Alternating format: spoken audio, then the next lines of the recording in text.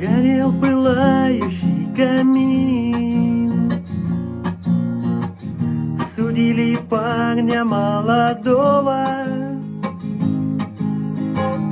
Он сам собою был красив, но в жизни сделал много злого. У судьи слова он просил, и судьи слово ему дали. Когда он начал свой рассказ, весь зал наполнился слезами. Когда мне было 10 лет, я с дома отчего сорвался. Я научился пить, курить и со шпаной блатной связался. Когда мне стало 20 лет, я был в кругу друзей любимый. Я был красив и их сильней. Я научился грабить силой. Однажды грабили село,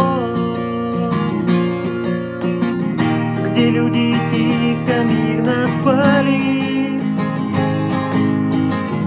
Мы убивали всех подряд и даже свет не зажигали. Я вновь и вновь махал ножом, и вдруг свое услышал имя. Я спички взял, огонь зажег. О, судьи, что я там увидел?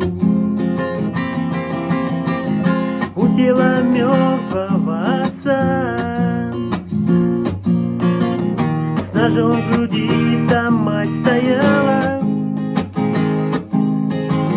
а 6-летняя сестра в кроватке тихо умирала. Судите ж, судьи, вы меня, судите ж, судьи, как хотите,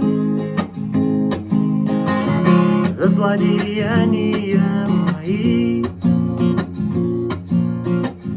Вы страшный приговор несите. Раздался выстрел, он упал, и полились любимой слезы. Мой милый мальчик дорогой, зачем ты людям делал злое? Сгорел пылающий камин, убили парня молодого. Он сам собою был красив, но в жизни сделал